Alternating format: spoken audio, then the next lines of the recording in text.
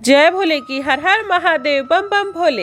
आज मैं श्री शिव महापुराण रुद्र संहिता युद्ध खंड का 14वां अध्याय सुना रही हूँ।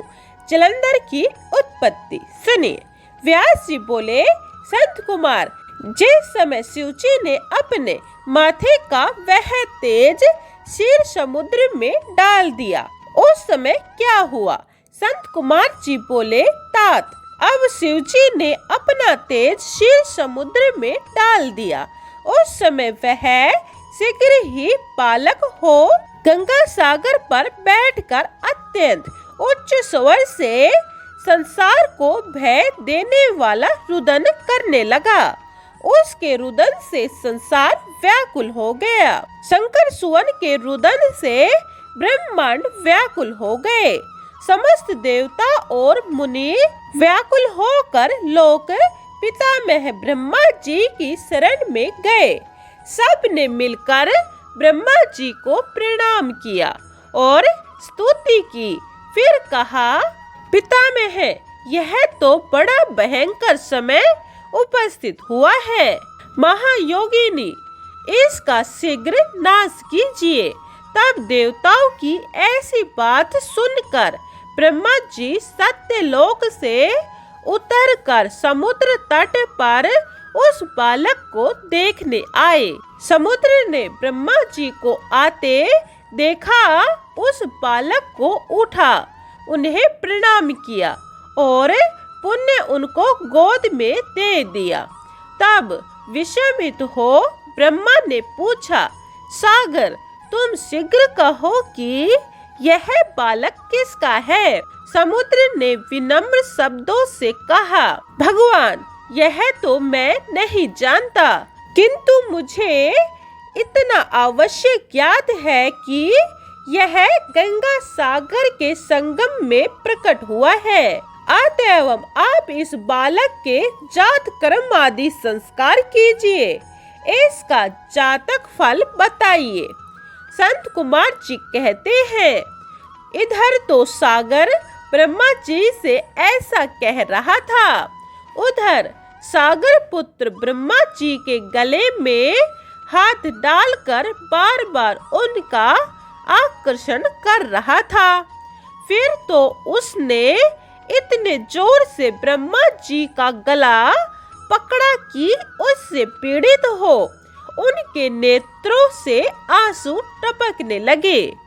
किसी प्रकार ब्रह्मा जी ने दोनों हाथों से बल लगाकर अपना गला छुड़वाया और सागर से कहा कि सागर, मैं तुम्हारे पुत्र का जातक फल कहता हूँ, सुनो। मेरे नेत्रों से जल निकला है, इस कारण इसका नाम जलंधर होगा। यह उत्पन्न होते ही तरुण हो गया है। ऐसे सब शास्त्रों का परागामी, महापराक्रमी, महाधीरजवान, महायोद्धा और रण दुर्मद होगा। यह युद्ध में कार्तिकेय के समान वीर सर्व विजयी होगा। यह बालक सब दैत्यों का अधिपति और विष्णु को जीतने वाला होगा तथा यह कहीं भी न हारेगा। एक शंकर जी को छोड़ यह सबसे अवध्य होगा। जहाँ से उत्पन्न हुआ है फिर वही जाएगा। इसकी स्त्री बड़ी पतिव्रता, सौभाग्यशालिनी और परम मनोहर मेष्ठभाषिनी होगी। संत कुमार जी कहते हैं कि सागर से ऐसा कहकर ब्रह्मा जी ने शुक को बुलाकर उनके हाथों से उस बालक को दैत्यों का राज्य अभिषेक कराया और स्वयं अंतर्ध्यान हो गए। फिर तो उस बालक को देख समुद्र बड़ा ही प्रसन्न हुआ और अपने साथ लेकर अपने घर गया। फिर काल ने असुर की वृंदा नामक कन्या से विवाह करा दिया। उसके विवाह में बड़ा उत्सव हुआ। त्रिसहित जलंधर असुरों का राज्य करने लगा। 14वां अध्याय समाप्तम। जय भोले की 15वां अध्याय देव जलंधर युद्ध। सुनिए, संत कुमार जी बोले, एक समय जब समुद्र का पुत्र जलंधर अपनी स्त्री सहित असुरों से सम्मानित हो सभा में बैठा था, तो परम कांतिमान भृंगु जी वहां आ पहुँचे, जिनके तेज से सब दिशाएं प्रकाशित हो रही थी। तब गुरु जी को आया देख असुर सहित सागर पुत्र ने उठकर बड़े आदर से उन्हें प्रणाम किया और तेजस्वी भृंगु जी ने उन सब को आशीर्वाद दिया। फिर उनको एक दिव्य आसन पर बैठाकर वे दैत्य भी यथास्थान बैठे और सागर पुत्र ने नम्रता से यह प्रश्न किया कि गुरुजी, राहु का सिर किसने काटा, यह आप हमें बतलाइए। इस प्रकार शुक्राचार्य ने विरोचन पुत्र हिरण्यकशिपु और उसके धर्मात्मा पौत्र का परिचय देकर देवताओं और असुरों द्वारा समुद्र मंथन की संक्षेप में सब कथा कहकर यह बताया कि जब समुद्र से अमृत निकला तो उसे देव रूप से राहु पीने चला। इस पर इंद्र के पक्षपाती भगवान विष्णु ने ही राहु का सिर काटा है। यह सुनते ही जलंधर के नेत्र लाल हो गए। उसने घुसंबर नामक दूत को बुलाकर गुरु का कहा हुआ सब वृत्तांत सुनाया और यह आज्ञा दी कि तुम शीघ्र ही इंद्रपुरी में जाकर उसे मेरी शरण में लाओ। घुसंबर जलंधर का निपुण दूत था। वह शीघ्र ही इंद्र की सुधर्मी नामक सभा में जा पहुंचा और जलंधर के शब्दों में कहा, देवधाम, तुमने समुद्र को क्यों मथा और मेरे पिता के सब रत्नों को क्यों ले लिया है? ऐसा कर तुमने अच्छा नहीं किया।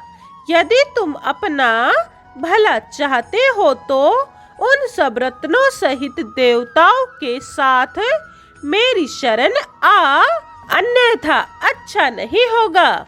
मेरे लिए यह बड़ा पाप होगा। इंद्र बहुत विस्मित हुआ और कहने लगा, पहले मेरे भय से सागर ने सब पर्वतों को अपनी कुशी में क्यों स्थान दिया और उसने मेरे शत्रु दैत्यों की क्यों रक्षा की? इसी कारण से मैंने उनके सब रत्न हरण किए हैं। इंद्र की ऐसी बात सुनकर वह दूत शीघ्र ही जलंधर के पास आया और सब बातें कह सुनाई।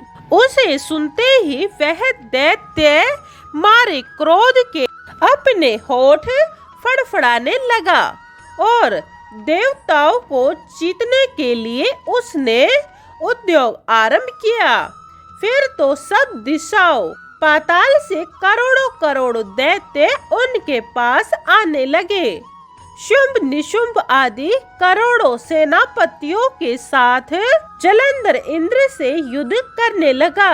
शीघ्र ही इंद्र के नंदनवन में उसने अपनी सेना उतार दी। वीरों की शंख ध्वनि और गर्जना इंद्रपुरी गूंज उठी। अमरावती छोड़ देवता उससे युद्ध करने चले। भयानक मार काट हुई। असुरों के गुरु आचार्य शुक्र अपनी अमृत संजीवनी विद्या से और देवगुरु बृहस्पति द्रोणागिरी से औषधि लाकर जिलाते रहे। इस पर जलंधर ने क्रोध होकर कहा कि मेरे हाथ से मरे हुए देवता कैसे जाते हैं? जिलाने वाली विद्या तो एक आपके पास है, फिर यह क्या बात है? इस पर शुक्र जी ने देवगुरु द्वारा द्रोणागिरी से औषधि लाकर देवताओं को जिलाने की बात कह दी। यह सुन जलंधर और भी क्रोधित हो गया। शुक्र जी ने कहा, क्रोध क्यों करते हो? यदि शक्ति हो तो द्रोणागिरी को उखाड़ कर समुद्र में फेंक दो। इस पर क्रोध जलंधर शीघ्र ही द्रोण पर्वत के पास जा पहुंचा और एक परम वेद द्वारा अपनी भुजाओं से पकड़कर द्रोण को समुद्र में फेंक दिया। पश्चात वह सागर पुत्र योद्धागणों में आ बड़े वेग से देवताओं का संहार करने लगा। जब द्रोणाचार्य जी औषधि लेने गए तो द्रोणाचल को उखड़ा हुआ शून्य पाया। वह भयभीत हो देवताओं के पास आए, कहा, युद्ध बंद कर दो, जलंधर को अब नहीं जीत सकोगे। पहले इंद्र ने शिव जी का अपमान किया था। यह सुन देवता युद्ध में जय की आशा त्याग कर इधर उधर भाग गए। सिंधुसूत निर्भय हो अमरावती में घुस गया। 15वां अध्याय समाप्तम। जय भोले की 16वां अध्याय। श्री विष्णु जलंधर युद्ध सुनिए। संत कुमार जी बोले, जब जलंधर को अपनी खोज में आते देख इंद्रादिक देवता वहां से भी भय कंपित होकर भाग चले। भागते भागते वे बैकुंठ में विष्णु जी के पास पहुँचे। फिर देवताओं ने अपनी रक्षा के लिए उनकी बड़ी स्तुति की। देवताओं की उस दीन वाणी को सुनकर करुणा सागर ने उनसे कहा कि देवताओं, तुम भय त्याग दो। मैं युद्ध में शीघ्र ही उस जलंधर को देखूंगा। ऐसा कहते हैं कि भगवान गरुड़ पर जा बैठे। तब देवताओं सहित उन्हें युद्ध क्षेत्र की ओर परिणय करते देख समुद्र तन्या लक्ष्मी के नेत्रों में जल भर आया और उन्होंने कहा कि नाथ, मैं सर्वदा आपकी प्रिय और भक्त हूँ, तो मेरा भाई आपके द्वारा युद्ध में कैसे मारा जाना चाहिए? हंसकर विष्णु जी ने कहा, अच्छा, यदि तुम्हारी ऐसी प्रीति है तो मैं उसे अपने हाथों से नहीं मारूंगा, परंतु युद्ध में तो जाऊंगा ही।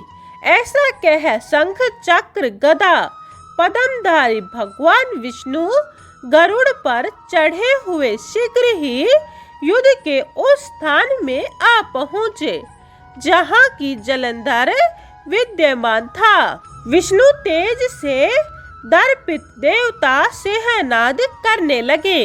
फिर तो अरुण के अनुज गरुड़ के पंखों की प्रबल वायु से पीड़ित हो दैत्य इस प्रकार घूमने लगे जैसे आंधी से बादल आकाश में घूमते हैं। अब अपने वीर दैत्यों को पीड़ित होते देख जलंधर ने क्रोध हो विष्णु को कठोर वचन कहकर उन पर कठोर आक्रमण कर दिया।